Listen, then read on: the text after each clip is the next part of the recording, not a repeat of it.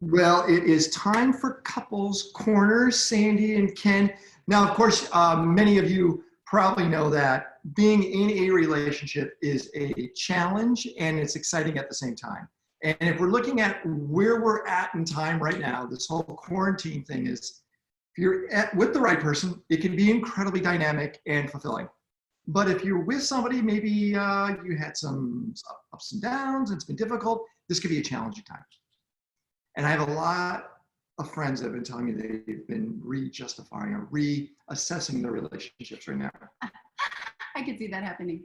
I just talked to somebody who got married 6 weeks ago, and they're ready to get a divorce. I mean, they're talking to divorce attorneys right now. How long did they date before they got married? 2 years, but they didn't live together. Oh, so they got like an intense, super powerful shot of living together and being in close community. And that's probably it. Do you think living with somebody before you marry them or before you get ultra serious is important? Because you've done both. You lived with, you and I lived together, and you've had relationships where you were apart. Which one worked out better? I think each person has to take it at their own thing. I mean, I've heard of people who've had arranged marriages. They never even really met before they got married, and they've been together 20, 30 years. Wow. So it's all about communication. And we went back to this in the last call. Communication is the most important thing. If you're not communicating properly with your partner, it's going to end in disaster. It is. So for the worst relationships, once the communication is put together, either they stay together or they realize they're not a good match and they separate. So it all boils down to that, whether you live together or you don't. Okay, so today, I actually was gonna do this at Metal about a year ago. Yes. And what it is, and I'm happy you're here because this is only gonna work if you have a woman to talk to, because guys assume things. Yes, never assume. That's the most important thing. Never assume. And what I do at Metal is I research something and then I have all the reports that correlate with that. So when you see in one study, in a 2010 study, in 2013 study, so I've really researched these questions, okay? And what I want to do is I want to go through these with you, and I want to see what you think as a woman, if you agree or disagree, and I want you to go a little deeper. Okay. And the topic is what makes men more attractive to women. Okay. All right. Got it? Okay, the first place we're going to go is this. Looking for someone in your league. Do you ever feel that men and women actually have a certain type of, and I hate when we say, oh, she's an LA 10 and he's a 6. I mean, do you ever think there's an actual number that matches one another? Like, do you ever see a couple and go, boy, that just doesn't look right? Yes. Right? Yes. Okay, either he's 92 and she's 37 and, you know, there's something going on there. Or body structure or likes and dislikes. Like, is there an even league for great matches? I would say, well, okay, this is a tough one. I would say visually, yes. I mean, I could look at couples and go, that's an awkward couple. But then you find out that they work. So I think it even still goes down to communication. They could be complete polar opposites. And if they're communicating really well and they get along, it could work out. So what happens if a guy is, I don't know, he's got tattoos all over his face, he's 200 pounds overweight, and he tries to hit on a really hot girl? What's the girl think right away? Well, if she loves tattoos and she likes voluptuous men, then she's thinking, yeah, baby. That's a whole other, right? It just depends. Yeah. Okay, so everyone has their unique preferences. That's the thing. And it just depends on how we were raised. Maybe her dad had tattoos all over his body, and she was totally attracted to that. So we don't know what's going on in people's minds. Okay. I'm just going to say. So no judging. Rule number 1, no judging. In a study, and then never assume. In a study from 2010, University of Berkeley, so California, Berkeley, looked at 60 heterosexual males and 60 heterosexual females. And what they found is this, that people were inclined to connect with someone who was in their league more often than out of their league. An actual connection. Okay. I mean, it makes sense. So here's the thing. People like what they're familiar with. Have you ever heard that study where they said that people are attracted to people that they look like? So, you know, when you see couples and you look at them, they've been together for a while, you start to realize they kind of look the same. the shape of their face, the way they laugh, the movements, we gravitate towards people we are feeling that we're comfortable with, people that are just like us. So it totally makes sense what you just said. Okay. And that's why people go, okay, they're polar opposites, they don't match, but you never know what's going on in the psyche. So, but overall, if you're looking for a partner and you find that you're looking for someone that could look like your sister, chances are it's going to be a decent match. All right, here's the next one. Look older. So there's a psychologist that did a study, and it's called the George Clooney effect. And the George Clooney effect, as of 2010, they looked at 3,700 heterosexual adults. And it suggests that women preferred the look of an older man. Yes. And the reason why was, in their mind, it established more security. Yes, absolutely correct. Okay, so we go back to the security thing. What are you thinking with you, baby? Much older. That's what it is. No, it's true. It makes sense because a woman wants security. That's one of the top priorities for women. So an older man, the chances of him being financially stable, emotionally stable, having all of his little ducks in a row and just being sound, they're greater. So a woman's going to be attracted to an older looking person. So it is something that does work with women. Yes. I think about it like this. 16-year-old girls love the college seniors. They don't really want to date the kids in high school because they're too young, but the college boys are something more, I don't know, dangerous and established about them. It's so interesting. If you look at parodies, if you have a 19-year-old boy, he wants to go out with a 19-year-old girl. Yes. Right? You have a 19-year-old girl, she's going to go out with a 19-year-old boy. But there's this parody that continues to go. So if you look at the 19-year-old girl who turns 25, she wants to go out with maybe that 25, maybe 28, maybe 29-year-old guy. Then the girl gets 30. Wait, this is me. The girl gets 30. She might want to go out with a 30 or 32 or 33. Okay. The girl gets a little, and there's a parody that happens. The guy, when he's 19, he wants to go out with the 19-year-old girl. When he's 25, he wants to go out with the 19-year-old girl. Yep. When he's 50, he wants to go out with the 19-year-old girl. Yep. There is no parody when it comes to the guy in most respects. Yep. Why? Why is that? Yeah. Well, there are a bunch of reasons, but I believe from the research that I've done, a lot of it has to do with guys are visual creatures and they go by subconsciously from caveman days, which woman is going to provide him with the best children, even though he might say, I don't want kids, but that's what he's looking for. So he's looking for youth. He's looking for vitality. He's looking for a certain body shape and size that in his culture represents a good birthing person. That's what it is. Yeah, ultimately. So that's why guys will go for younger girls. I totally get it. Okay. But there is a myth that you guys have where you say that the older a woman is, she can't keep up with me. What I found from working with mostly women ages 40 and up is you can't keep up with them. Those women are on fire. I'm telling you, some of these women are tennis champions. They are track stars. They are super athletes, six-pack abs, ripped. They can do all kinds of stuff and their brains are on fire and they're completely going. So I'm just saying. And you do deal with a lot of women that age. I do deal with a lot. Well, how about you? Did you find you knowing yourself came at a later age? Oh, absolutely. I was a complete nut job when I was in my 20s. I mean, like. How about 30s? How about 40s? No, I was getting my 40s. Yeah. Yeah. So what I find is that most women tend to figure themselves out once they hit their 30s. And they go through a big transformation. So when you guys are looking for a 20-year-old to date, she's going to be a different woman by the time she's 30. And then when her hormones kick in, she's going to change again. That's why these guys, when they're in their 40s and 50s and they go out with girls that are 25 to 28 thinking, oh, I'm going to marry her, she's perfect. Something's going to change in that 30s. Yep. It's happened every time. I have a friend, he turned 40 and he was marrying a 20-year-old.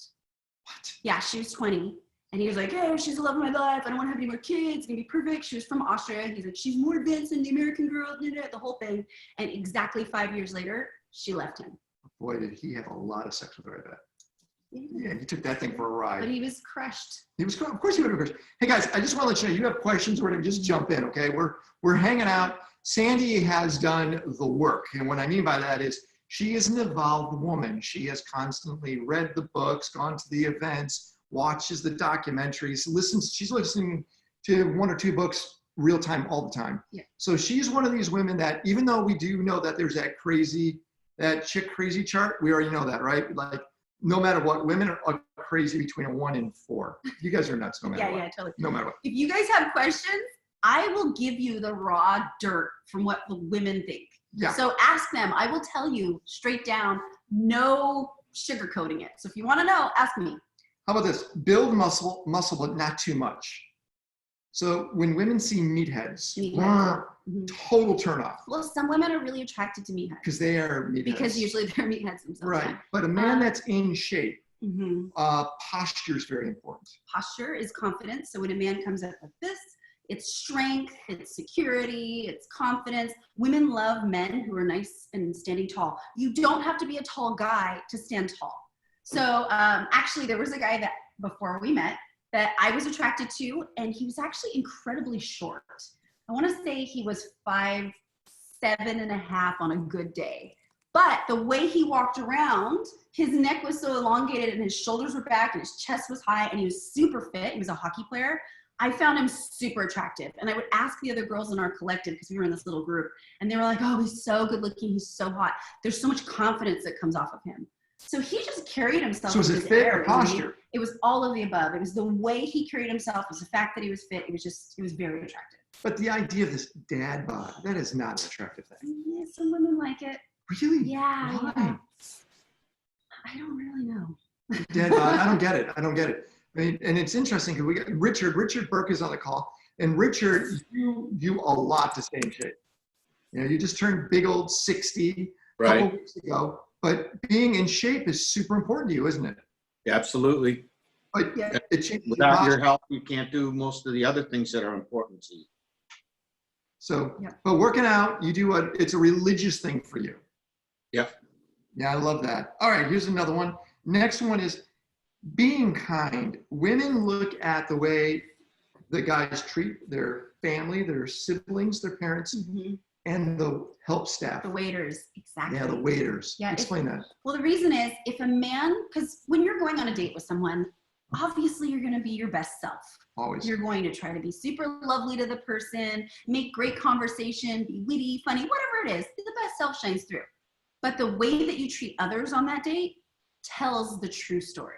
So if you're nasty or curt with the waitstaff or the people who are helping you, you're probably going to be nasty and curt after the relationship gets a little bit deeper. And this goes both ways. So if you're with a woman and she's being snarky to people, but then she turns to you and she's lovely, chances are she will be snarky with you. I think this is a good judge of character across the board, by the way. Okay, it's not just in the dating life. You pay attention to the way how people handle wait staff or people that they would say is at a different, beneath them, which I hate hearing. Yeah. But here's some ideas for anyone out there who has kids or you're in that process of teaching people things. First, I always want to make sure that the wait staff feels important because they are. And like with my kids, I would always ask them to tip, meaning I'm going to pay for it, but here's the check. How much do they deserve? And I explain to them what that means. So I even at a young age, when my kids are 5, 6, and 7, they figured out percentages, they knew what to tip them. And the other thing I do is this, I do a pre-tip. So when I walk in somewhere and I really can see that they're going to be great at what they're doing, I give them a tip before we even order. Because I know that the menu, let's just say it's $100. It's going to cost $100 for us to go to dinner. And if I give them 20% right away and I go, here's $20 before we even order, take care of us, their attitude totally changes because they've already been pre-compensated. Yeah. Okay. They know that I'm not going to run out and leave 15% or 10%. And now they know they have to shine to deserve what I just gave them. Totally. So pre-tipping is this idea that I've been doing for a long time. And it really changes the way the wait staff and the people that I'm with react. And by the way, often when I go to a restaurant, when I do the pre-tip, I do this. I go, hey, I don't eat beef and I don't like this and this. Surprise me. I don't even order. I give them basically the latitude to get creative.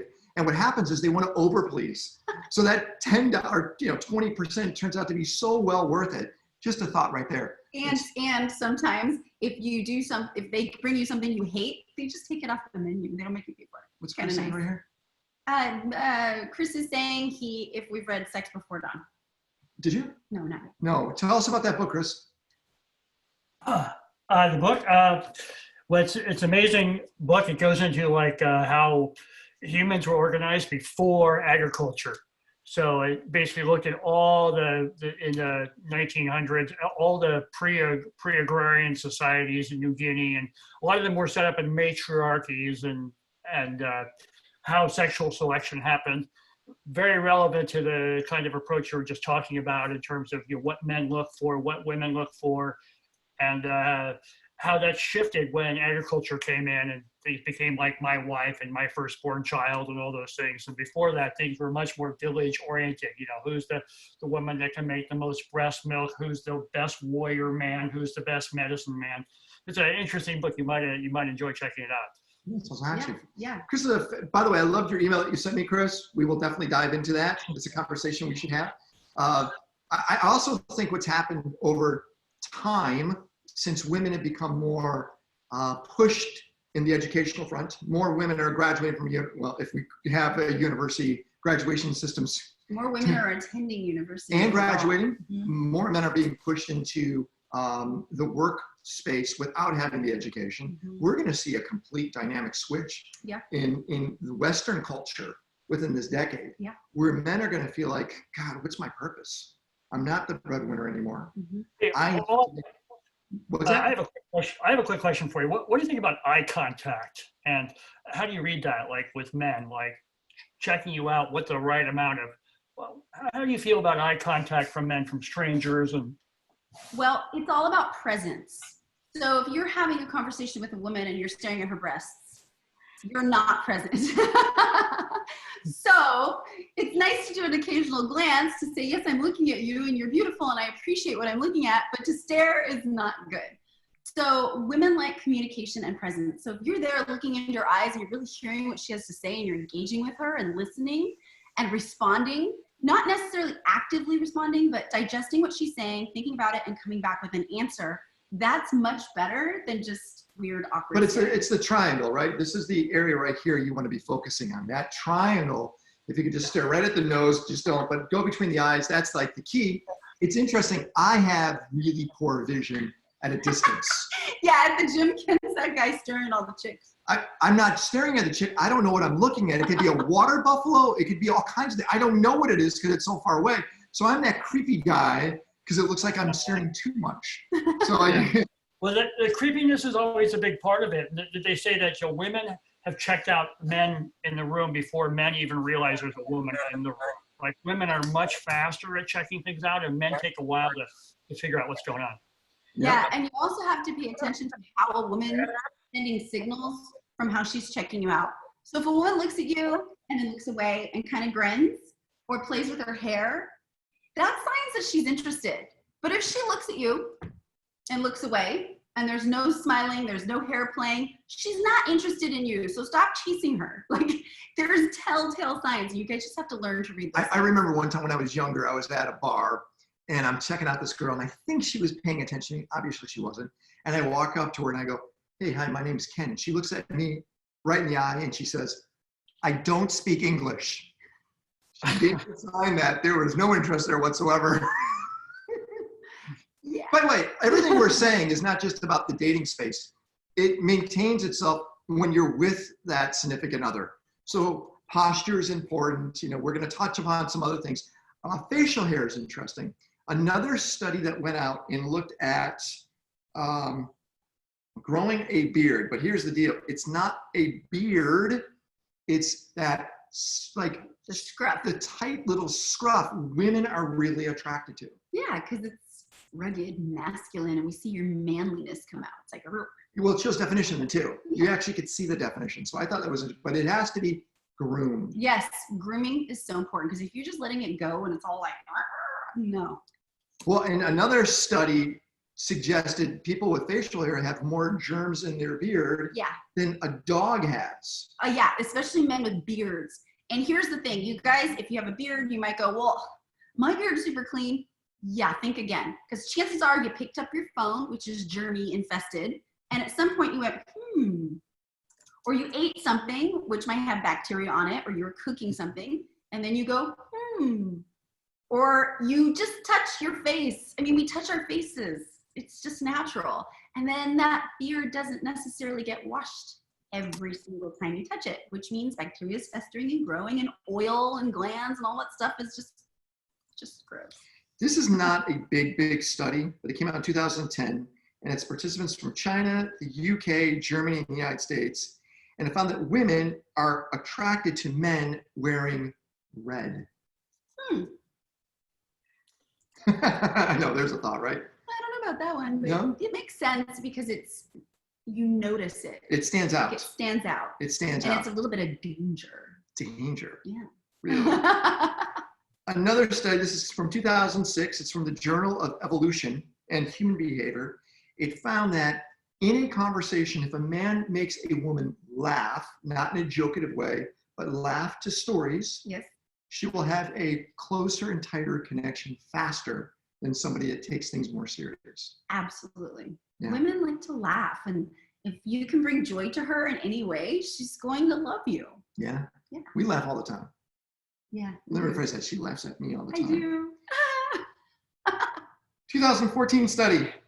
Big group, by the way. It showed that women are attracted to men walking dogs.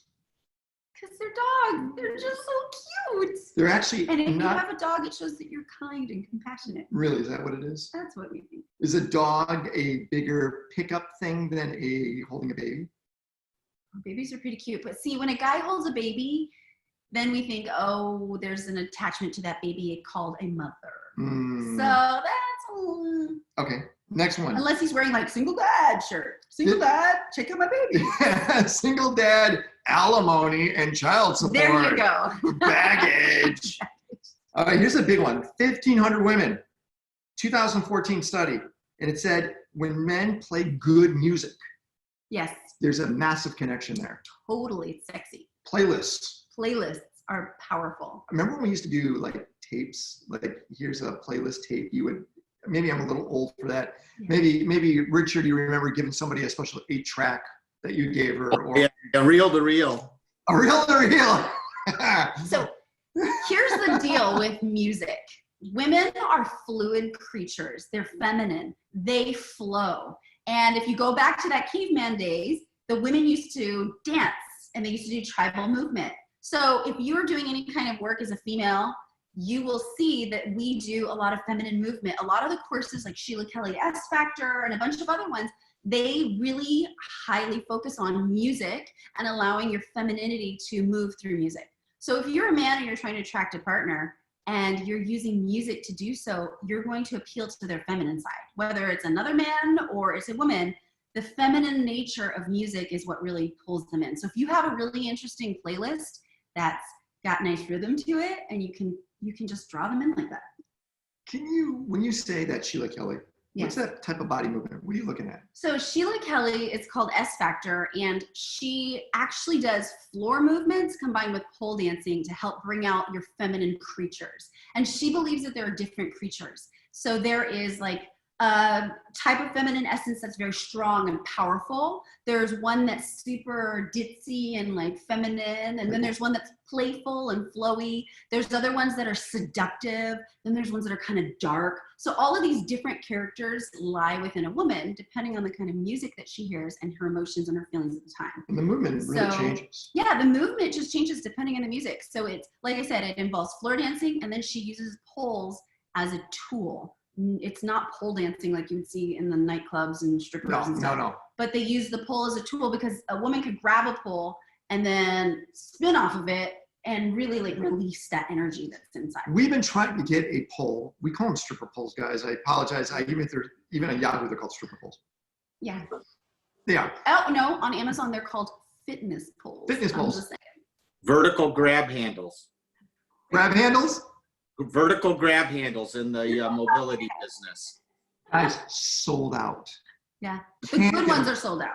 Can't get them at all. My gosh. I You want can to get get a cheap one that will destroy No, your ceiling. I don't want a cheap one. I don't want a cheap one. But Sheila Kelly's very interesting. I saw, when I first met Sandy, she did a Sheila Kelly, just a little number. And I have to tell you guys, I had a hard on for a month after that. It was insane. And I was with mixed company. It's like, oh my God, what do I do?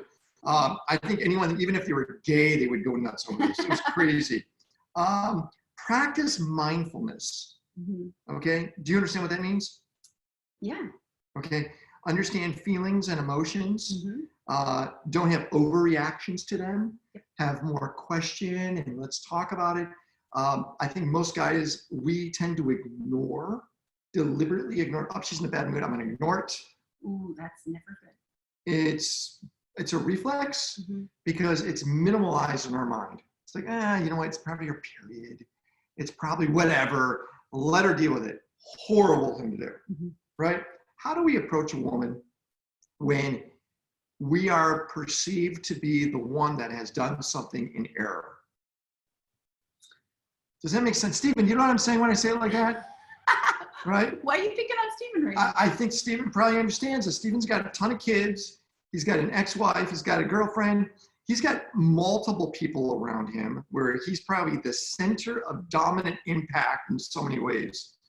So, Stephen, you've done something wrong. You don't think it's a big deal, but apparently the significant other you're with thinks it's a big deal. How do you handle it? She's pissed off at you. What do you do, Stephen? Well, I guess that really depends. Kind of caught me off guard here. Can you ask the question one more time just to make sure I know what you're asking? You pissed off your girl. Right? And you want to know how I respond? You ignore it? Do you let it blow over? Do you Let it fester? Yeah, what do you do? It really depends on what I did to piss her off. If I know that I pissed her off, then I want closure right away. I really like closure. And unfortunately, I've learned that women like to use that against men. What they do is once they know that a man loves closure, they'll use it as a weapon, like as they're leaving the house or something like that. They'll make sure that they bring up something, knowing that the man has to leave. And he's going to be late, but now he has to have closure before he leaves. And so now he has to decide between those two things. Yeah, I think Andy, you're shaking your head like you understand. Yeah, a lot of women will do that. They use it as a weapon. And I find those to be unevolved women. So ultimately, when it's up to you to be aware. So be aware that you did something to upset her. And some women do need space. So if you're going, okay, let's talk about this. Let's fix it right now. I'm like that, by the way, and that does not work. That makes women crazy because sometimes they need to just process it to see, am I really mad at him or is this something about me that I need to reflect on? Right. And give a little cushion of space to give them the opportunity to process it. Sometimes it'll be done within minutes because they realize that it had nothing to do with him. Yeah, but that's it was an all evolved woman. that's an That was evolved. hard for me, Sandy. I'll be honest. I had to learn to be okay with not having closure and then know that later on everything would be fine. And I'll be honest, that's really hard for me. It just Men are is. fixers. Yeah. By nature, men are fixers and women aren't. I think, guys, one of the things we have to learn to say all the time when something's happening and we don't know if it's our fault, because often we don't know we have done something wrong. It's true. We have to almost come up and say, hey, honey, do I need to fix something or should I listen? Be present. Be aware and be present. And that's exactly what it is. And once you establish that, knowing that you are there, your phone is down. My last relationship, when she was mad, she would put her phone in her hand. I go, let's fix this. And she'd then go by a computer and start typing. I go, let us fix this. And everything else became primary and I became secondary, which pissed me off even more. But that was a way to antagonize the situation. And she needed time to process it. And I didn't realize that. So I don't know if there's like a 3-minute egg cooker type thing where you go, okay, now it's time to talk. I don't even know. How do you know when it's time? Well, here's the deal. So women, we get these emotions and these feelings and we will verbal diarrhea when we're pressured and we'll say things that we didn't necessarily mean. So we'll say things out of anger and spite and just to cut you. So hence the time to process, because we're going to think, okay, I'm really pissed right now and I don't want to point out all these things that he does wrong and totally cut him every single way. So I need to process it to figure out what is the most important thing that I need to say to resolve this issue. So when you guys come on us hard, like, okay, let's fix it now, it freaks us out and then it forces us to go, you're in a corner. Rip. It's like a cornered cat. We start attacking. Be present is the key. We're talking about different things that make you guys more attractive to women. Let's go with wear red, play good music, be mindful. Here's a weird one, and I can understand it. This is a 2014 study from the University of Alaska Anchorage. So I'm not sure if this is going to change things a little on this. Women are attracted to men that play extreme sports carefully. Yes. So if they're out there rugby, football, doing something that shows I'm a man. Yeah. Lumberjacking, maybe is Alaska. What's the deal with that? So it all goes down to having a strong man who can protect you. So if he's doing an extreme sport, he's demonstrating his skill, his strength, his dexterity, all of the things that in our minds represent a powerful, strong man that can rescue me when I'm in need. Really, it's damsel in But, distress. but the carefully part is important, because if he's being reckless, then that means he's not going to be able to save us. So a reckless man is not desirable, but a careful man is. Not to mention, we don't want some guy who just busted his brain and has brain damage that we now have to take care of in 20 years. No, thank you. NFL players, hello. Wear a scented deodorant, but not over scented. Yes. This is interesting because I always get the unscented. Now I've been using, she's got this really cool deodorant that she bought me, by the way, guys. It's pretty good. It is pretty good. It comes in a little jar. You unscrew it, and it's a putty. And you put it on your hands, and when you rub it in your hands, it heats up, and then you actually put it on your body. And it's got a very mild scent, but it stays on forever. And there's no body odor. You can put it Zero. anywhere where you stink. You need to rub you that just on. put it on your forehead if you have a stinky forehead. But it's really interesting, and I notice when I wear it, you really are, it actually draws you in. Really good, yeah. Yeah, but Because there's no it's scent. It's like subtle. so subtle. Yeah, it's a Yeah, subtle subtle. scent. When guys wear a lot of cologne or perfume or scented products, some women like it because maybe their dads wore that. Yeah. But generally, women's senses are much more sensitive. So we don't like it. It's like, I mean, I actually, for a while I dated this guy, and he used to put on so much cologne that in the first 3 weeks of dating him, I was telling one of my girlfriends, I'm not going to date him anymore because he stinks. So she said, have a conversation with him. Tell him to stop wearing so much cologne. So I actually said to him, you wear a little too much. It gives me a headache. It makes me feel nauseous. Like, can you please lay off the cologne? And he did for a while, and then he forgot. And so after a while, when you spray on a lot of cologne, your senses don't recognize it. So you put on more than you actually need. And it got so bad that I actually broke up with him. Because of the scent. Oh, he smelled wretched. And anytime I smell that cologne, I'm like, ugh, it's like, oh. I can't stand when a woman has too much. Yeah, but he didn't listen to you either. Yes. That's exactly You're right. That's You're exactly right. right. But even a woman, when she puts way too much on, it's overwhelming. And Yeah. it's like a grandma smells. Like, all Well, right. because a lot of times women are buying products from like a Bed Bath & Beyond or a Sephora or one of those like Bath & Body Works or Victoria's Secret. So it's overly scented and it's overly sweet. And it's scents that women like, but they think the guys like it. Guys don't like floral. And then they have it in lotion and they're like, Well, that's the thing. everywhere. Everything's got scents on it. Everything. gross. Lotion does, hair products. You're just putting way too much on. You're actually masking your true pheromones. And people are attracted to pheromones.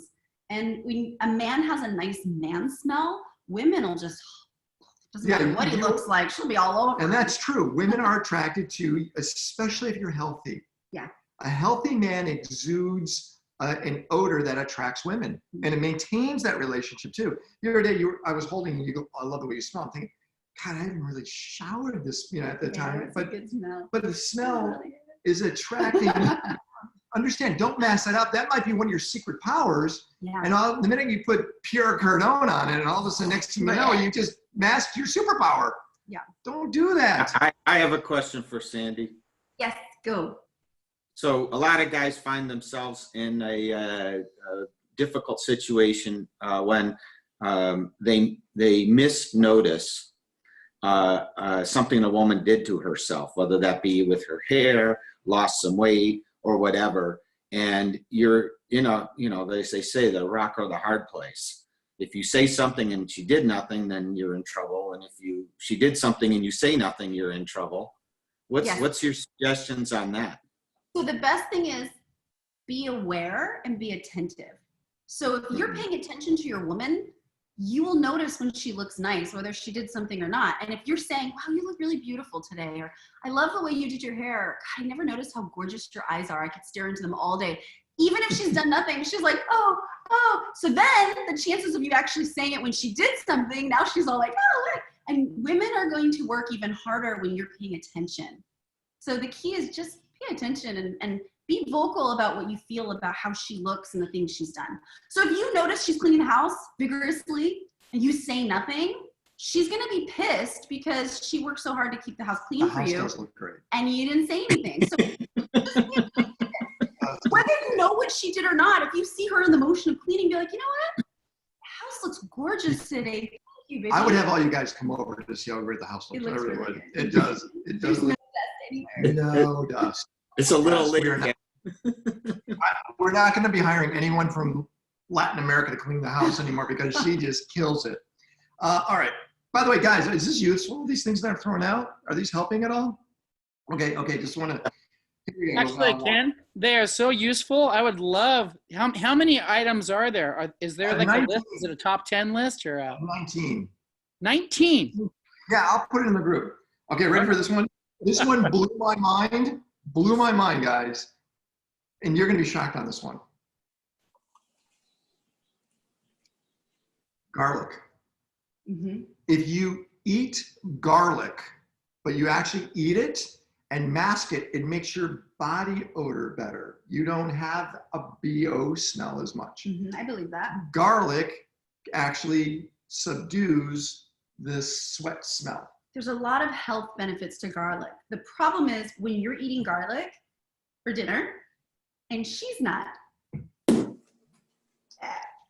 you gotta make sure that you both eat garlic. And that's the key. Or you mask it with something else. Brush your teeth right away. Almonds, if you eat garlic and then have almonds, it masks the garlic smell right away. So almonds, by the way, almonds also, according to Darren Kavanaugh, gets rid of an alcohol smell too, just to let you know. So Good to know. it's an interesting thing. I'll tell you one thing, guys, if you want to try this, earmuffs. Okay, hold on. I'm putting on my invisible earmuffs. If you take fenugreek, it makes your body smell good and it makes your cum taste real good too. Yes, take fenugreek. Lots and lots of fenugreek. It's a little pill you can take. It makes everything smell good. You don't even need deodorant. It actually makes your body smell like maple syrup. Well, No, it does. okay. How do you know? Because I smell me. I go, We're gonna get all 19 of these on a list somewhere. Yeah. Yes, I will make sure they're on a list. Okay, next one. This is a 2013 study, and it did research and found that women were attracted to men that did volunteer work. Yes, Soup because it shows kitchens. the heart and the soul and the kindness to give back. Women don't want selfish dudes that only think of themselves because they'll do that to the women. Like Edwin, who just popped in here. He's a big brother. Mm-hmm. That's So, awesome. so that right there is a huge turn on, right? Yeah. When a guy is giving and making sure or donating to a soup kitchen. Mm-hmm. Look at Bon Jovi, by the way. The guy's worth like $1 billion. He works at a soup kitchen on Sundays. Yeah. Right? How cool is that? I just think that just rocks. All right, next one is, wait, I'm going to show you the actual top headline. Ready? Oh, that's such a sexy one. It blows my mind that it is. It blows my mind. Go ahead, say it. Show off your scars. It all Yeah. goes back to the danger part. Like Ken has a big old scar right here. And I love his scar. And he got another one here. Yeah, I got a He's bunch got one of- over here. And I just stare at him. I'm like, can you tell me the scar story again? Like women love scars. So show off your scars. Blows my mind. You would think we would cover that up or get, some type of cosmetic surgery to make it go away. So show off your scars. Women like scars. There's the story behind it, and they want to have like the mystery and the drama and to find out what is the danger zone that you're into. Like scar stories are good. Look proud. This goes back to confidence. Mm-hmm. Pretty big study from British Columbia reveals that women find men that have an expression of proudness, not cockiness, they have an amazing connection with, and even in their existing relationship. So when their man shows proudness, confidence, it draws them even closer to them. Yeah. So it's not posture, guys. We talk. Hey, look at how you're sitting right now. If you're slouching over, you got to concentrate to make sure your posture is upright. Concentrate to feel proud. You're a proud man, not cocky, but confident. Yeah. You have who Well, you you are. know the difference between confidence and arrogance. Go ahead, tell us. So confidence, well, first of all, arrogance is thinking you're good at something. You think you're good at this, you think you're the best, you're walking around with this arrogant, cocky attitude. Confidence is knowing you're good at it. Mhm. So if you walk around, you know you're good at investing, you know you're good at running your business, you know you're good at cooking, whatever it is, you walk around with that confidence, women can see that and they're so attracted to it. When I know something, and there are like 4 things I know really, really well, and I start talking about it, and I talk about it in an authoritative position, I can see you gravitate. So, ooh, let me hear more. The minute I start talking about like how to build something, like anything with a saw or screwdriver, forget it. I'm the wrong guy. I can see you walking away and going to like, how to build by dummies or whatever. I mean, because there's no confidence in whatever. But what I'm proud and confident at, it attracts. It attracts you guys too. By the way, men are attracted to other men that show confidence. Yeah. Because we go, that's the leader in that space. That's the one I trust. That's the one I'm going to be behind because I know they're going to lead me in the right path. So it's not just with women. Proud and confidence attracts everything around you. Totally. So make sure when you're in that space. This is why I have a problem when a lot of men say, yeah, I know that real well, but I want to try something else. I think, wait a second, own that, drive that home. I have a great son. My son is inherently great at cooking and at music. Insanely. Actually, look at the He cookie just made a made cookie. for us. I just had one. They're pretty good actually. Don't even know what it is. But he goes, you know what? But I'm going to try something different. It's like, why would you do that if you're inherently great? And when he cooks or when he plays music, he's got confidence. He's proud. And I think a lot of us, for some reason, feel like I've already maxed out that superpower. No. Focus on this. This is, if we go back to some of the most successful people on the planet, Warren Buffett's a great example. Warren Buffett, one of the richest people on the planet, his stock, his Berkshire Hathaway stock, I think it's $269,000 for one share. 90% of that company's wealth was from 10 stocks. That's it. For 10 companies he invested into. And what Warren Buffett basically says is keep it simple and focus on what you're great at. Don't diverse and try something new. He goes, hey, I'm not going to do high-tech stuff. He would never do Zoom technologies. He would never do Uber. He would keep it in something like Dairy Queen. Simple. I could even run a Dairy Queen office. It might sound boring, but when you're great at it, confidence, proud. So successful people focus at what they're good at. They might dabble on the side, but they continue to focus on what they're great at. I'll go back to Stephen. Stephen, great voice, opera. The minute you go, hey, I'm going to go work on cars because maybe that's a career opportunity. No way. You should be focusing on what you're great at. David, who's in the group, storytelling, message, getting to that. Focus on that. I know you do a lot in India, but that's a different culture. But still, now teach them your techniques in that culture, what you're freaking damn great at. I think our problem is, and it goes back to the old conversation, is what's our purpose? Mm-hmm. And I can't believe how many men that are even my age that haven't figured it out. Yeah, well, a lot of women haven't figured it out either. Yeah, but not knowing what your purpose is, regardless, man or woman, it's a sad day when you get to be older and feeling lost. Yeah. So, I go to a lot of guys that, we did a medal orientation last night. We had 23 guys, and one guy stood out more than any, and that was the guy that was doing a whole bunch of different things. Like, I'm doing this, I'm doing this, I'm doing this. And then I realized, it looks like you're still living in your mother's home. Looks like you're like 35 years old. And the reason why is he's doing so many things, he's neglected to focus on one thing and go deep and find the success at that. Women want successful men. And by the way, it doesn't need to be monetary. Think about artists. Ooh, yeah. Women will follow artists to the end of the earth because they're inspired and they love what they're freaking great at. It just blows my mind. Hey, I want to switch topics. We'll hope those 19 points were useful. I'll make sure I put them inside the portal for you guys to gravitate and look at. I want to go back to, you and I had a conversation the other night about men reliving the hunt and women reiterating the process. Yes. And why men don't understand what women are doing and they almost get frustrated. I showed you guys a video a long time ago. It's not about the nail. Did you ever see it? Yeah. Have you guys ever seen the She had the nail in the head, and he was like, "You've gotta no, just listen to me." But there's a, I don't care. Blah, blah, blah. Yeah, she goes, I have this headache. I feel like I'm not focusing properly. He goes, well, the problem is you have a nail in your head. She goes, no, it's not about the nail. He goes, yeah, it's the nail. If we take it out, then that headache will go away. And she goes, you always want to fix things. Why don't you just listen to me? He goes, well, but the nail in the head, if I just, she goes, stop it.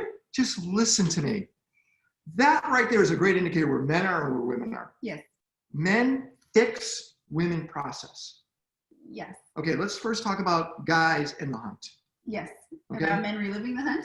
Yeah, so the hunt is all of you guys. You're always reliving the hunt when you tell your stories, right? Yeah. So when Richard Burke talks about, yeah, you know, I was working on this car and I upsold this guy this and I did this and look what this looks like, that's the hunt. Yes. That's the hunt. When King James starts to talk about his European exploitation, or I mean Asian trips and the people he met, the women he dated, and the bands he played in, reliving the hunt. When Ken starts showing the videos of his kids and he's traveling around the world and I he's relive in the Peru hunt. and look at my pictures, look at this, look at that. Reliving the hunt. But what you do is you patiently allow me to do that. Well, women, okay. Women who have done the work know to allow their men to relive the hunt because it's important for their health and their vitality. Because when a man is reliving the hunt, he has the hormone levels are adjusting and he's excited and there's adrenaline and there's all this stuff going on and he's invigorated and he's happy, right? And women who don't know this will squash their man from reliving the hunt. So like, okay, baby, you already told me this. Okay, stop. I've heard the story a billion times. You always tell a story. Oh, I know the story that you're telling me about. And it just it kills their men. So women don't relive the hunt because women are used to telling other women what to do and how to do things. And they assume that women are smart enough to get it the first time, maybe the second time. But if you need to be told time and time and time and time and time and time again, something's wrong with you. So when women communicate with each other, they're very clear, they're very detail oriented, they're very direct on how to do something, and they assume that the other woman is intelligent enough to learn it, get it down the first, maybe second time, and that's it. So when women speak to men, and you're not paying attention because you are focused on something else, and she asks you to do something, and you do it wrong, or you don't do it at all, then she tells you again, and you still do it wrong or don't do it all, and she does it again, she now thinks you are stupid. Because you should have gotten it the first time. Well, the reason why is because women needed to tell other women, especially if we go back to the prehistoric time, follow these steps, because otherwise, if you don't, you possibly could poison your kids. Yep. You could go to Kill the the wrong village. area. Yeah. So Die. the process is really important for you to explain and for us to understand. And that's why you repeat it. And that's why you'll see women get frustrated when they tell you to do something a second or third time. You'll feel that huffiness that, I already told you this. They might be patient, but you can feel that tension because they're like, I already explained this to you. I don't understand why you don't get it. Because another woman would get it. Yeah. Women, again, see us men as what? Women look at men as if they're what? Big, hairy. Big, hairy women. Yeah. That's how they look at us. Subconsciously, you're a big, hairy woman. So you should be able to react the same way I am and understand everything I'm saying. And then the minute we don't, it's like, what the hell are you? Yep. But that said, because a woman won't repeat herself over and over and over again, if a man is doing it, we think he's a big, hairy woman, but apparently not a very smart woman, because why are you repeating the story over and over again? Because they haven't figured out it's all about reliving the hunt. Why you laugh? Do you not agree with this? No, it's good. It's good. So, you know, And Richard, actually, sorry, there's one other thing. If you get a woman who keeps repeating herself to you, and you're like, God, she's told me this a billion times. She's either been in relationships or situations where men don't listen to her, and she's feeling the need. She's been trained to repeat herself over and over again because she doesn't think that you're ever going to get it. So if you, Or she's just dating more than one guy and she can't get it straight. that too, Ooh. that could be it. But if you want her to stop doing that, then you need to make it very clear by saying, yes, I know exactly what you want me to do, and repeat it back to her. And when you repeat it back to her that you got it, she'll go, oh, and she won't repeat it again. It's lovely not to be nagged, isn't it? okay. Serious question. Serious question. Why do you women need guys if you're not going to have kids? if you're at a point where you go, not going to have kids, why are men necessary? Companionship. Well, why not have another woman? Another woman couldn't just you girls hanging out? You know, a lot of women can do that, but a lot of women really like sex too. So we don't always want another woman. Many of these guys want to know who those women are. Am I wrong, Laura? Okay, so here's the dirty secret about women. Women who don't get sex often can just shut it off. And I mean, shut that shit down where they don't need it at all. Their bodies actually go into a cycle where they just don't need sex. And some women will go, that's not true. Well, you're just a really horny girl and you probably do need sex. But a lot of women can just turn it off. And when their hormone levels are off and their estrogen's off, they just don't need sex. There's no craving. So there's no urge for it. They just literally switch it off in their minds. So for a guy to get into a relationship with a woman like that, it's frustrating. But once you start her engine and you've primed her, then she will need that more often. So if you do it the right way, women will want sex and need sex and be interested in sex if you are pleasing them and giving them that you know? So it requires some work on your part. But if you're just diving in just to have sex and you're like, and she didn't want it in the beginning, you actually do damage to the woman because you're injuring her. She's not comfortable, and then she's dreading it because it's no longer fun. So you have to take extra steps to, get your engines going, because once they're going, they shouldn't want it all the time. So here's a great question for all you guys. Honestly, how often do you think your body tells your head it needs sex? How often? How often, Lanre? Is it once a month, once a week, once every other day? Now, for me, literally, it's, I actually try to, abstain as much as possible. So like once, maybe twice a week is fine. If I'm in a significant relationship and we're there, it's going to be much more often, probably daily or, 3 or 4 times a week. But when I'm single and dating, why does your body say it needs it? What is it an animalistic side of things, or is there something else that you could describe? Well, I think it's a combination of it's animalistic. I also think it's a stress reliever. It's also a connection thing. And then in addition to that, and that's kind of one of the reasons I try to abstain a lot, is because it's energy. It's energy exchange. And the more energy you kind of expend outwardly, the less you have to kind of create for yourself and for other things. Got it. How about you, Richard? Well, I agree with what Lanre said about the importance of communication, connection, bonding, and stress relief, all of that, and is part of it. And so, if you're with the right partner, I'm good, several times a day. A day. I find he's a beast. Yeah. I find that it is a connection point. So I'm probably different than most of you guys, where I just don't want to go off and just fuck. I want to have a real connection, and then that connection allows communication to be. Hey, it's all mixed up with playfulness and lots of intimate exchanges, of course. Yeah, that's it. Okay, so here's some good information. So do you guys know what pumpkin hours are? Is that what hillbillies do? Pumpkin hours? Pumpkin. Another one of those secrets, okay? So women have what are called pumpkin hours.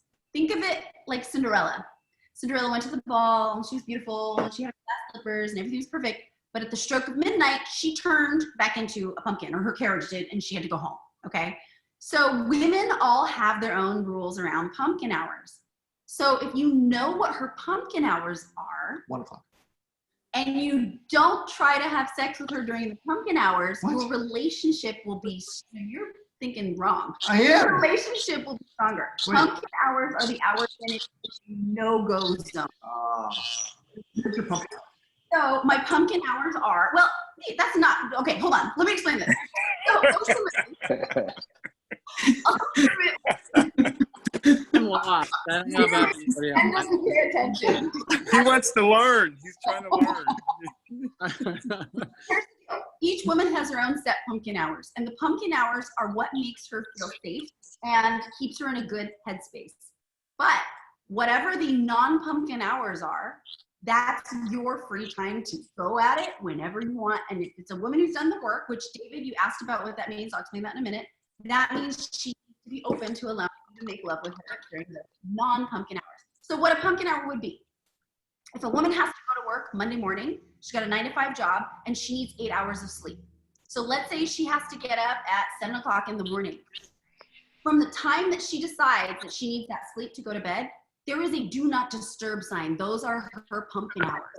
If you try waking her up at 4 o'clock in the morning because you want to get it on, but she has to be up at 7 and well rested because she has a very brain intensive job, she's going to be pissed at you because you're disrupting her pumpkin hours. But let's say she doesn't have to be up on Sunday morning. She doesn't even have to be up on Friday morning. You can do it at that time as long as you know it's not messing with her mental state. So pumpkin hours are not a fixed time. It depends on every woman. So you need to ask her, baby, what are your pumpkin hours? So she says, okay, I don't like being disturbed anytime after 8 p.m. because 8 p.m. is my me time, but I'm open starting at 4 a.m. You can wake her up at 4 a.m. and do it or whatever. Know her pumpkin hours because you're going to hit those prime times. Okay, what does David wants to know about the work? So the work, what is the work? When a woman has done the work, that means she's actively learning about relationships and how to be a better woman in a relationship with a man. And like I said, this could be for men as well. So if you have a gay relationship, the man who's the feminine or masculine are doing the work. This goes for men as well. Doing the work is reading the books, taking the time, connecting, being present. Meditating. Not necessarily, not everyone meditates, but yes, it could include meditation. Self-awareness. Self-awareness, education, communication, people who are actively trying to improve themselves. So But be careful of the woo-woo ones where they go, it's crystals and I'm doing sage throughout the house. That's not the work, that's exterior.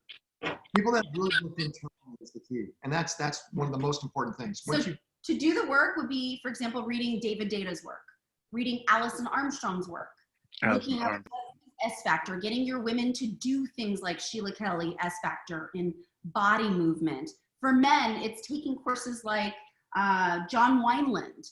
So if you're doing the work and you're understanding your masculine, she's understanding her feminine. If it's a gay relationship, he's understanding if he's feminine or masculine or whatever it is. Doing the work helps you build stronger relationships because you start to understand why one person is communicating a certain way and why the other one is, and you can meet in the middle or make it clear that you don't understand and work on that. So that's what doing the work. Please put these books in the follow-up email because I don't know a single one of them. You might assume that most guys aren't out there reading these books, from my experience. I've not done the work. Yeah. So anyway, please read it and just so I can check it out. No matter what, I think The Way of a Superior Man is one of the most, it's a must-read book. Okay, so I don't know that book either. I mean, again, I'm out there just working on my profession and my health and that kind of stuff. So when I read, it's usually something like that or some kind of escapism or something like that. So please put, like The Way of the Superior Man, I didn't know. And the irony is when you read these, it doesn't just help you out as a man, it helps you out inside your actual work profession and your focus. Yeah. So I think doing the work for all of us is so important, and it's something we have to do all the time. Last thing real quick before we turn this off. Look at women that are trapped in the past, and this is important. Sandy deals with a lot of women that are in their 40s, 60s, and they have a tendency to continue wearing makeup the way they were taught when they're 19, 20, and 20. Literally, they continue putting their makeup on the same way. They haven't changed for who they are. They dress the same.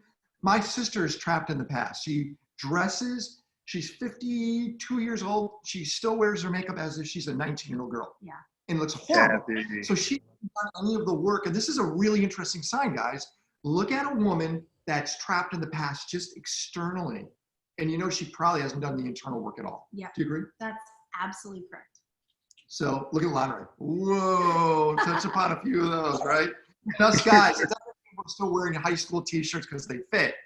It means that we're involved too, that we are shaving properly, we are taking care of ourselves, we are manscaping, we are doing things that make us, because guys, this is a weed factory, okay? We got to make sure we're pulling the weeds and looking good. Yeah, right here, right? The ears, actually, what we're doing after this, what are we doing?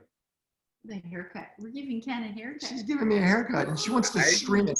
No idea why she wants to The way stream I it. look at it is, I've never groomed a man's hair, but I've groomed a dog's hair for 13 years. Yorkshire Terriers have human hair.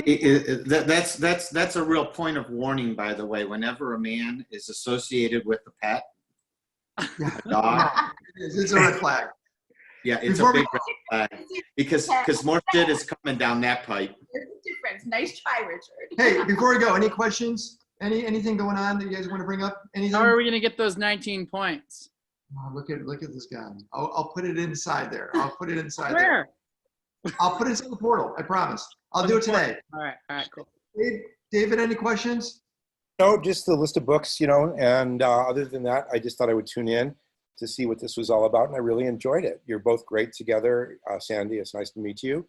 And obviously, you're a great compliment to Ken's life and to the group, and I look forward, when I'm available, to joining in on these in the future. I mean, of Thanks course, a lot, buddy. I one of these appreciate things, I've been in the same relationship for 21 years. I don't know how many, metal guys are in stable relationships. I've never really asked. It's probably similar to the rest of the population. But you're always looking for pointers to improve yourself or improve a relationship or become more aware or become a better guy, which is one of the things that, Ken is in his very balanced approach to life, work, health, personal development. I get out of metal. Thank you, Ken, for all of that. I benefit tremendously and will look forward to benefiting and sharing when I can. And, just no really other questions. I just am here to open my mind. I came in with a few pointers, like the posture thing I'm not really great at. When I was in India and I was in front of people a lot, I got this, you can get these on Amazon, these little posture things. You know what they are? They kind of go over your shoulders. They're fantastic. And as much as they pull your shoulders back, they also remind you to keep your, for me, the posture thing is always the thing. The proud thing is a very cool pointer that I hadn't really thought about, but I think that that's something I can definitely benefit from. So I've enjoyed this. Thanks, buddy. It's good to You hear. know what's so nice about doing the work and reading the books is if you say you've been in a relationship for over 20 years, what it's going to do is it's going to allow you to practice the things that you learn in the book and spark new things in your relationship. So you might not realize that your wife has pumpkin hours. And now that you know it, she'll be happier because she'll be rested, and then you'll have more sex during those active hour times. Or she might not realize that she's doing things that drive you absolutely insane. But if she's doing the work, she goes, oh, I do that all the time. Oh my God. So she read The Way of the Superior Man and she cried because she goes, oh my God, I didn't know I was doing that. Ken, putting those books into a section on the net on Man Talk would be probably a pretty good idea. I'll actually create a Man Talk segment on the portal. I'll do it today. Okay, and we'll put some books inside there. That's a great idea. And I have one more quick question. Oh, Ken, Stephen. do you want to get a haircut because Sandy believes you need a haircut, or do you believe you need a haircut? I need a haircut. You believe it. But do you believe that because of Sandy says that she wants you to have a haircut? I like it shorter on the side. I told him, I actually did cut it already because this was so long that it was sticking up, and he had a mohawk one day at metal. And so I actually trimmed this with scissors, but he feels it's too long, so he wants me to cut his In the hair. back too. I actually think it looks good. I like my man a little hairy. Anything, Richard? Not up here. Up here. Anything, Richard? Any questions? No, I think Lonray. Yeah. What did I miss? I got on late, but I had another call. But I'll call Edwin or Steve or Richard for a recap. But thank you guys. It's awesome. Yeah. What you missed is if pumpkin hours turn into pumpkin days, Lonray. Got it. Good to know. Anything? Jimmy? King James? No. You have to unmute yourself. Of course, I got it. of course, I always have questions. Yeah, that's okay. Go for it. So I'm going to start in the usual manner, my question with a comment. And I'd just like to reflect on, maybe just as an overview, the idea that whilst we are having to sort of present ourselves as maybe masters and proud of our specific, you know, being more specific about who we are and how we show up. The contradiction is that when we show up for women, if we're talking about the male and female dynamic and polarity, a man has to be pretty multidimensional. Not only does a man, and I've done work with David Dada and John Wineland as well, so it's interesting that you've mentioned that, but in terms of co-working, a man is, in some of these workshops, we've had to be not only the killer, but also the poet, so that we, you know, we have the drive and the passion to go and grab what we need and successful. We also have the care and security of being the parent, but we also have the sensitivity and articulation to listen and understand the nuances of the poet. So I identified that myself by being an amalgamation and an integration of James Bond meets David Bowie meets the Buddha. And so rather than feeling that I'm a congruent mass of separate parts, I've now been working on the idea of integrating all these different things so that they look as one and they feel complete. But the nuances and the branches that come from the tree trunk have different functions, and one needs to be really aware and attuned and adaptable and flexible to what is needed at the time in order to create value. So this is the juxtaposition of being defined and being specific, but at the same time being multidimensional, and that is a constant challenge for myself and I think for most men in this kind of new world, a new adaptation of the world. And I think David Dada talks about purpose as probably the overriding thing. If a man had lost his purpose, then all those things look disjointed. So anyway, a comment, but I'm asking that question about, you know, there's a lot of work to do. You know, it's never ending. And, you know, we kind of got to be we got to look at all of these aspects. Well, what a great time to do it. Yeah. And I have to say, I've watched you, and you do represent all of those different aspects very well. So when I see you, I feel that David Bowie kind of, you know, essence that you bring. It comes forth, and you do it with pride. So when you walk in the room, you have your nice posture, you have that kindness to you, there's that creative element, there's that masculine element, so you fuse those together very well. Personally, I think I need to adapt to more of a killer attitude as well, because sometimes, and this would be another question. It's like, how does a man express his desire in a way that's not necessarily confrontational or scary, but at the same time does have some penetration to it, because otherwise you could just come off as the nice guy and the friendly guy and blah blah blah, which is also a requirement. So again, those, you know, and the thing is that the nuances is so different all the time, and depending on what's going on with the woman, what's going on with you, what's going on in the background, there's so much going on. I think it has to do with leading. So if you're leading a woman, if you're going after a woman, you want to take her out, it's being bold enough to say what you want, but not in a weird, creepy way. So if you find someone interesting, you're having a communication with her, and you're being the kind, creative, you know, whirlwind romance kind of guy, but then you say, you know, I'd really like to take you out for a drink, or I'd like to take you out to dinner sometime, and you're being very direct, you're leading. She's going to be like, oh, okay. Most women aren't going to say no unless you're giving them creepy vibes and they really don't like you. There you go, creepy vibes. And I think that's everyone.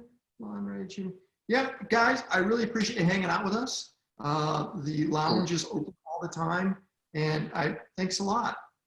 Was this? Thank was you this guys.